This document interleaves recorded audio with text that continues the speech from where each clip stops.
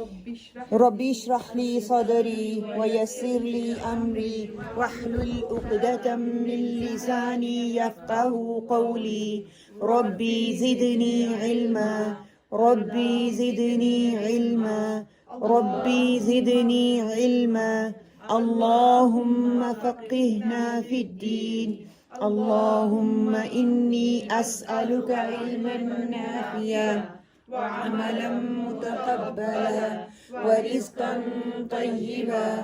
اللهم انفعنا بما علمتنا وعلمنا ما ينفعنا وزدنا علما اللهم إني أعوذ بك من علم لا ينفع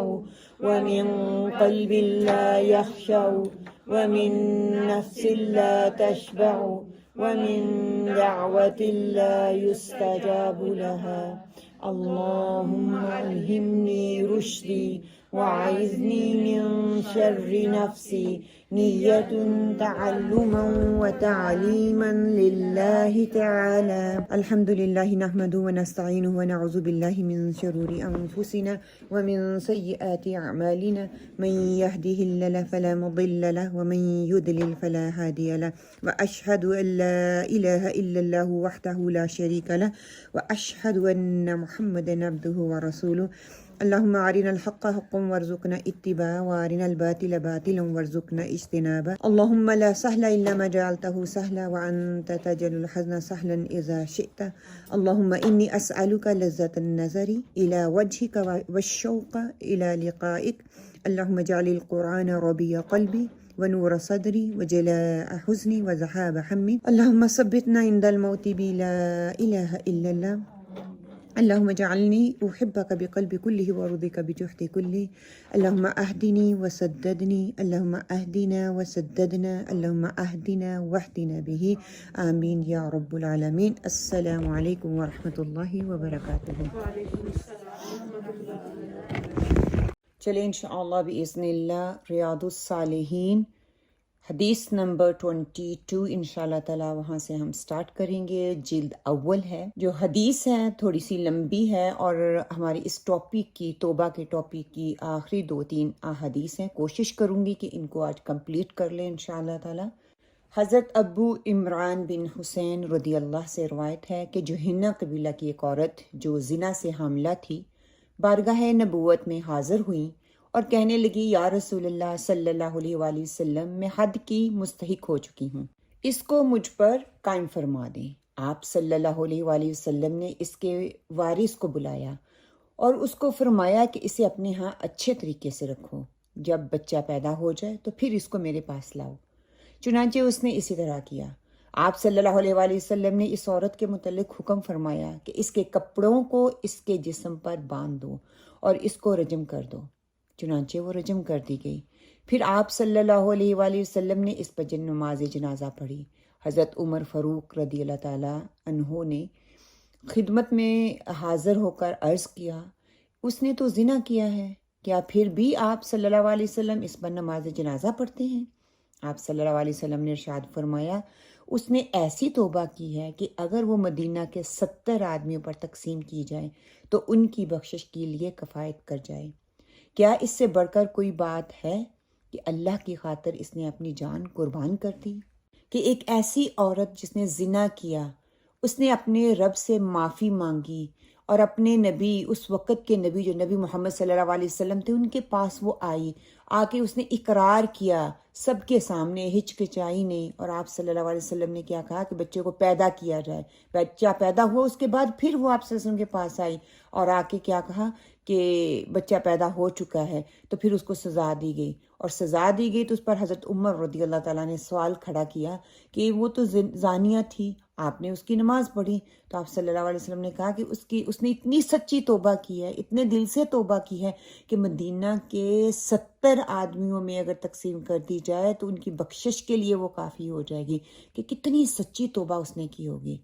غلطی انسان سے ہو جاتی ہے، لیکن اس غلطی پر نادم ہو جانا، اللہ کے آگے گڑ گڑانا، رونا، اپنی غلطی کی معافی مانگنا اور اللہ کا معاف کر دینا، یہ میرے رب کی شان ہے کہ وہ معاف فرما دیتا ہے.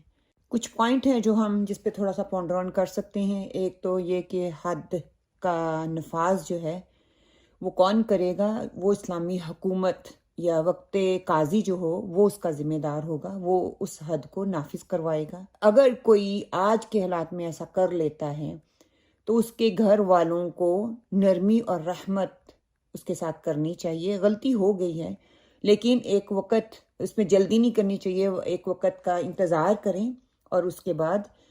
اس حد کو جاری کیا جائے جو ہمیں آپ صلی اللہ علیہ وسلم کے عمل سے نظر آتا ہے. اپنے گھر والوں کو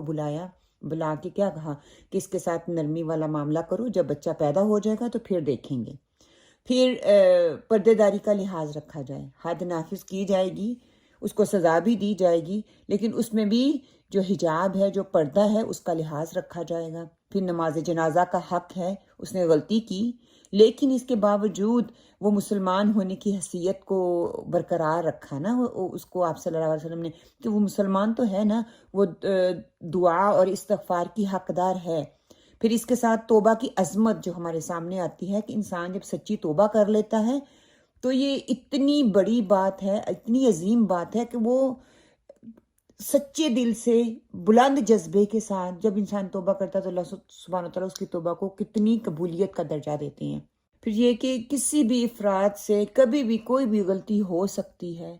اس کی ذمہ داری وقت حکومت کے اوپر ہے، کیونکہ سزا کا نفاذ ذاتی سطح پر نہیں ہونا چاہیے بلکہ مقررہ حکومت جو ہے اس کا نظام ایسا ہونا چاہیے، اس نظام کے تحت ہونی چاہیے. ہم خود کسی کو اٹھ کے کہہ نہیں سکتے تم سزاوار ہو، تم زانیہ ہو، اس کو قتل کر دیا جائے، اس کو رجم کر دیا جائے. یہ وقت حکومت کا کام ہے، اس کو کرنے دیا جائے. جیسے آج کل ہم دیکھتے ہیں نا کہ میڈیا میں کسی کے ساتھ کچھ ایسا ہو جاتا ہے، وقت حکومت تو آنکھیں بند کر کے بیٹھی ہوئی ہے لیکن لوگ جو ہیں سارے اٹھ کے فتوے دے رہے ہوتے ہیں، سارے سزائیں اپنی اپنی جگہ پہ بتا رہے ہوتے ہیں. یہ میرا اور آپ کا کام نہیں ہے، وقت حکومت کا کام ہے کہ وہ اس پہ انیشیٹو لے اور جن لوگوں نے اس طرح کے برے کام یا بری حرکتیں کی ہیں ان کو سزا دے جو کہ شرعی طور پر سزا کا حق ہے.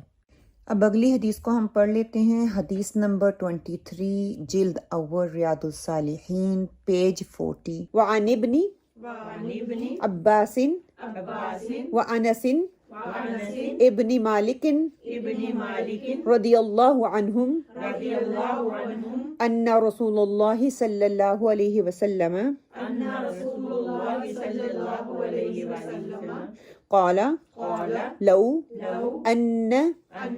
لابن آدم ودیا من ذهب احب ان يكون له واديان ولن يملأ فأه إلا التراب ويتوب الله على من تاب متفق عليه. وعن ابن عباس وأنس بن مالك رضي الله عنهم أن رسول الله صلى الله عليه وسلم قال لو أن لابن آدم واديا من ذهب أحب أن يكون له واديان ولن يملأ فأه إلا التراب ويتوب الله على من تاب متفق عليه. حضرت عبداللہ بن عباس رضی اللہ اور انس بن مالک رضی اللہ سے روایت ہے کہ آپ صلی اللہ علیہ وسلم نے ارشاد فرمایا اگر ابن آدم کو ایک وادی سونے کی مل جائے تو وہ چاہتا ہے کہ اس کے پاس 2 وادیاں ہوں اور اس کے منہ کو قبر کی مٹی ہی بھرے گی اور توبہ کرنے والے کی توبہ اللہ قبول فرمائیں گے. متفق علیہ. اب اس حدیث میں بہت بڑا لیسن ہمیں دیا جا رہا ہے کہ دنیا کا سامان اور دنیا کی زینت انسان کو جتنی بھی مل جائے وہ کم ہے. اس کے لیے اس کی حریص وہ ہمیشہ رہتا ہے، اس کی حرص کبھی کم نہیں ہو سکتی. اس کے مقابلے میں اگر انسان توبہ کر لیتا ہے تو توبہ انسان کے لیے اس تمام دولت سے بڑھ کر دولت بن جاتی ہے. جس کو اس توبہ کی توفیق مل جائے کہ توبہ کی توفیق کا مل جانا بھی یہ اللہ سبحانہ تعالیٰ کی طرف سے بہت بڑی رحمت ہے کہ ہمیں موقع مل جاتا ہے کہ انسان کی فطرت میں خواہشات، مال کی محبت اللہ سبحانہ تعالیٰ نے رکھ دی ہے لیکن جب یہ بے قابو ہو جاتی ہے نا تو وہ کبھی پھر ختم نہیں ہوتی. اور یہ حدیث ہمیں یہی بتاتی ہے کہ دنیاوی مال کبھی تسکین نہیں دیتا انسان کو بلکہ لالچ کو مزید بڑھاتا ہے، اور دنیا کی حقیقت ہے کہ دنیا کی ساری دولت بھی انسان کو مل جائے، پھر بھی انسان کے اندر مزید کی خواہش رہتی ہے، وہ خواہش کبھی ختم نہیں ہوتی۔ لیکن قبر میں جانے کے بعد سب کچھ انسان کا ختم ہو جاتا ہے، اور اصل حقیقت یہی ہے کہ انسان قبر میں جاتا ہے اور بس ختم، آخرت اس کی شروع ہو جاتی ہے۔ اور آخر میں توبہ کے دروازے کی بات کر کے کہ اللہ کی رحمت کا ذکر کر دیا کہ مایوسی انسان کے اندر نہ آئے۔ اللہ تعالیٰ ہمیشہ توبہ قبول کرتا ہے، چاہے بندہ کتنا ہی گناہ گار کیوں نہ ہو۔ ہم نے پچھلے ویک بھی پڑھ لیا، 100 قتل کرنے کے بعد بھی اللہ سبحانہ تعالیٰ نے اس کو کیا مرتبہ دے دیا کہ انسان کو جو ہے اعتدال کی تعلیم دی جا رہی ہے، کہ اسلام ہمیں جائز طریقے سے روزی کمانے اور اس کی ترغیب بھی دیتا ہے، کمانی بھی چاہیے۔ اس کو اجر کا باعث کہہ دیا گیا کہ جو حلال روزی کماتا ہے اس کے لیے اجر لکھ دیا جاتا ہے، اور دنیا پرستی سے بچنے کی تلقین کی جا رہی ہے کہ مال آخرت کمانے کا ذریعہ بنے، نہ کہ دنیا کمانے کا، اور آخرت میں یہ ہمارے اوپر بوجھ بنے۔ کچھ اقوال ہیں جو میں آپ کے سامنے رکھنا چاہوں گی اہل علم کے۔ امام نووی فرماتے ہیں کہ اس حدیث سے واضح ہوتا ہے کہ انسان کی طبیعت دنیا کے دنیا کے لیے حرص میں آ جاتا ہے، انسان کبھی وہ مطمئن نہیں ہوتا۔ اس لیے بندے کے لیے ضروری ہے کہ قناعت کو اختیار کرے اور آخرت کی تیاری کرے، اور اسی دولت کا استعمال کرتے ہوئے اگر اللہ تعالیٰ نے فرمانی دی ہے، اللہ تعالیٰ نے غنا کیا ہے، انسان کو بہت مال دیا ہے، تو اپنی آخرت کے لیے خرچ کرے، اللہ کے راستے میں خرچ کرے کہ اس کی دنیا کے ساتھ ساتھ اس کی آخرت بھی سنور جائے۔ اس حدیث کے حوالے سے ابن حجر عسقلانی جو ہیں وہ کہتے ہیں کہ انسان کی طبیعت اور قبر کی حقیقت کا تقابل کیا جا رہا ہے۔ حرص جو ہے انتہا پر دکھائی جا رہی ہے، لیکن آخرکار اس کی زندگی ایک چھوٹی قبر میں سمیٹ دی گئی ہے کہ اتنا حرص کہ لامتناہی۔ لیکن جب انسان موت آ جاتی ہے، مر جاتا ہے، تو کیا چھوٹی سی قبر میں پورا بیٹھ جاتا ہے، اس میں سمٹ جاتا ہے، اس میں سمیٹ دیا گیا اس کو، کہ یہی حقیقت ہے انسان کی، ایک قسم کی حقیقت سمجھائی جا رہی ہے۔ پھر مولانا یوسف جو ہیں وہ کہتی ہیں کہ یہ حدیث امت کو یاد دہانی کراتی ہے کہ اصل زندگی آخرت ہے، اور دنیاوی حرص کی دوڑ دراصل قبر کی طرف جانے کی تیاری کو بھلا دیتی ہے، کہ جب دنیا کے پیچھے انسان لگ جاتا ہے نا تو اس کو آخرت کی فکر ہی نہیں رہتی۔ سبق اور نصیحت ہمیں کیا ملتی ہے کہ دنیا کا مال وقتی ہے، آخرت دائمی ہے۔ حرص اور لالچ کبھی ختم نہیں ہوگا، اس لیے دل کو قناعت سے بھرنا چاہیے، شکر سے بھرنا چاہیے۔ اصل کامیابی اللہ کی طرف رجوع اور توبہ کرنے میں ہے۔ قبر ہی انسان کا آخری گھر ہے، اس لیے اس کی تیاری کرنی چاہیے، دنیا میں بھی اور آخرت کے لیے بھی۔ اگلی حدیث نمبر 24، ریاض الصالحین جلد اول پیج 40۔ وعن ابی ہریرہ رضی اللہ عنہ ان رسول اللہ صلی اللہ علیہ وسلم قال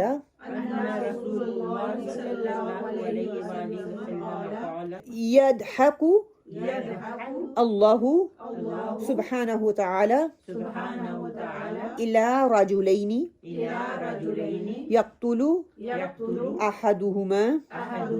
الاخر يدخلان الجنة يقاتل هذا في سبيل الله فيقتل ثم يتوب الله على القاتل فيسلم فيستشهد متفق علیہ۔ وعن ابی ہریرہ رضی اللہ عنہ ان رسول اللہ صلی اللہ علیہ وسلم قال یضحک اللہ سبحانہ وتعالی الى رجلین یقتل احدہما الآخر يدخلان الجنة يقاتل هذا في سبيل الله فيقتل ثم يتوب الله على القاتل فيسلم فيستشهد متفق علیہ۔ حضرت ابو ہریرہ رضی اللہ تعالیٰ سے روایت ہے، رسول صلی اللہ علیہ وآلہ وسلم نے فرمایا، اللہ تعالیٰ دو آدمیوں کو دیکھ کر ہنسیں گے، یہ ہنسنا جیسا اس کی ذات کے لائق ہے، مطلب ہمارے جیسا ہنسنا نہیں ہے، جیسا اللہ سبحانہ تعالیٰ کی ذات کے لیے لائق ہے ویسا ہنسنا ہے، کہ ایک دوسرے کو قتل کرتے ہیں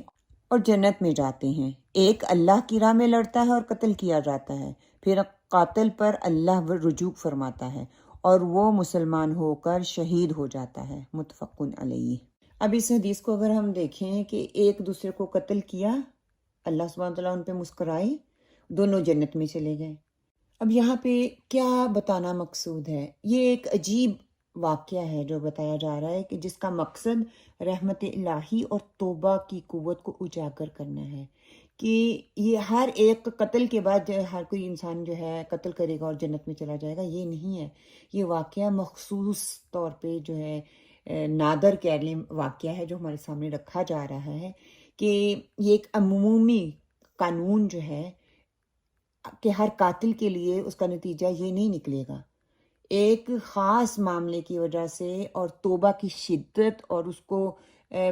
اس توبہ کو ممتاز جو ہے کرنے کی جو طاقت ہے، اس کے بارے میں بتایا جا رہا ہے کہ کسی نے پہلے قتل کیا، پھر اس نے توبہ کی، پھر شہادت پا لی۔ کہ ایک شخص نے قتل کیا، پھر اس نے اللہ سبحانہ تعالیٰ سے توبہ کی، پھر جہاد میں وہ گیا تو اللہ سبحانہ تعالیٰ اس کی توبہ کو قبول کر لیا، اس نے قربانی دی اور اس کا وہ جنت کا مستحق ٹھہرایا گیا۔ کہ رحمت الہی کی وسعت سبحان اللہ پتہ چل رہی ہے کہ اللہ سبحانہ تعالیٰ اپنے بندے کی توبہ اور ندامت کو قبول فرمایا، پھر کس قدر جتنا بھی بڑا اس کا جرم ہو اللہ سبحانہ تعالیٰ اس کو معاف فرما دیتے ہیں۔ اور اس حدیث کا مقصد یہ دکھانا ہے کہ اللہ بندے کو سچے دل سے جب انسان رجوع کرتا ہے اللہ کی طرف، اللہ سبحانہ تعالیٰ کی رحمت جوش میں آتی ہے، اللہ کی رحمت کے دروازے اس پہ کھل جاتے ہیں اور اللہ سبحانہ تعالیٰ اس کو معاف فرما دیتے ہیں۔ پھر کیا ہے کہ توبہ کا عمل جو ہے وہ ہمارے سامنے آتا ہے کہ توبہ جو ہے عمل صالح کی طرف انسان کو لے کے جاتی ہے۔ صرف یہ کہہ دینا کہ استغفر اللہ توبہ کر لینا کافی نہیں ہے، بلکہ اس کے بعد نیکی کی طرف چلنا، نیک عمل کرنا، جیسے جہاد یہاں پہ بتایا جا رہا ہے، یا عبادات میں انسان بڑھ جاتا ہے، یا دوسروں کی مدد میں انسان بڑھ جاتا ہے، کہ اس کی حالت کو یہاں پہ بیان کیا جا رہا ہے کہ گناہ ہوتا ہے، گناہ کے بعد نادم ہونا، سچی توبہ کرنا، سچی توبہ کرنے کے بعد وہیں رک نہیں جانا کہ میں نے توبہ کر لیا، پھر اپنے نیک عملوں کو بڑھا دینا، اس لیول تک لے کے جانا کہ جیسے انہوں نے قتل کیا، پھر وہ جہاد کے لیے نکلے، وہاں پہ شہید ہو گئے، تو اللہ سبحانہ تعالیٰ ایسے بندے پہ جو ہے مسکراتے ہیں۔ ہمارے لیے اس میں نصیحت کیا نکلتی ہے، ہمارے لیے اسباق کیا ہیں کہ کوئی گناہ یا عمل، کوئی بھی عمل بد آپ کر لیں، آپ کو اللہ کی رحمت سے مایوس نہیں ہونا۔ جتنا بڑا بھی آپ کا گناہ ہے آپ نے کر لیا، اب سچے دل سے اللہ سے توبہ کریں اور پھر دیکھیں اللہ کی رحمت کے دروازے کیسے کھلتے ہیں۔ پھر ہمیں یہ ہے کہ توبہ کی حقیقت کو ہم نہیں پہچانتے۔ توبہ صرف زبانی اظہار نہیں ہے، استغفر اللہ استغفر اللہ استغفر اللہ لفظوں کو صرف ادا کرنا زبان سے یہ بھی نہیں ہے، بلکہ دل کی ندامت، عزم کرنا، تبدیلی کا عزم کرنا، عمل صالح کے رستے پر چلنے کی توفیق کا مانگنا، پھر اس توفیق کا مل جانا، توبہ کے بعد نیک عمل کرنا اور ان کو مسلسل کرتے چلے جانا اور اس پر مستحکم رہنا یا استقامت دکھانا، ٹھیک ہے۔ اور پھر آپ دیکھیں کہ پھر اس حالت میں اللہ سبحانہ تعالیٰ کی رحمت کیسے آپ پہ برستی ہے۔ آج کا لیسن انشاءاللہ تعالیٰ ہم یہیں تک کریں گے کیونکہ آگے نیا ٹاپک شروع ہو رہا ہے، تو انشاءاللہ تعالیٰ اگلے ہفتے جو ہے ہم نیا ٹاپک شروع کریں گے۔ اللہ سبحانہ تعالیٰ سے دعا کرتے ہیں کہ اللہ سبحانہ تعالیٰ ہمیں سچی توبہ کرنے والوں میں شامل فرما لے، دل کی ندامت کے ساتھ توبہ کریں، اللہ کے در کی طرف لوٹیں اور پورے یقین کے ساتھ لوٹیں کہ اس رب نے مجھے معاف کر دیا ہے، جتنے بھی بڑے بڑے گناہ کر لیں اس رب کی ذات کی رحمت کا ہم اندازہ ہی نہیں کر سکتے۔ تو اللہ سبحانہ تعالیٰ ہمیں سچی توبہ کرنے والے، سچے تائب بننے والوں میں بنا دے، آمین یا رب العالمین۔ سبحانک اللہم و بحمدک نشہد ان لا الہ الا انت ونستغفرک ونتوب الیک وقولوا قولی ھذا واستغفر اللہ لی ولکم، آمین۔ السلام علیکم ورحمۃ اللہ۔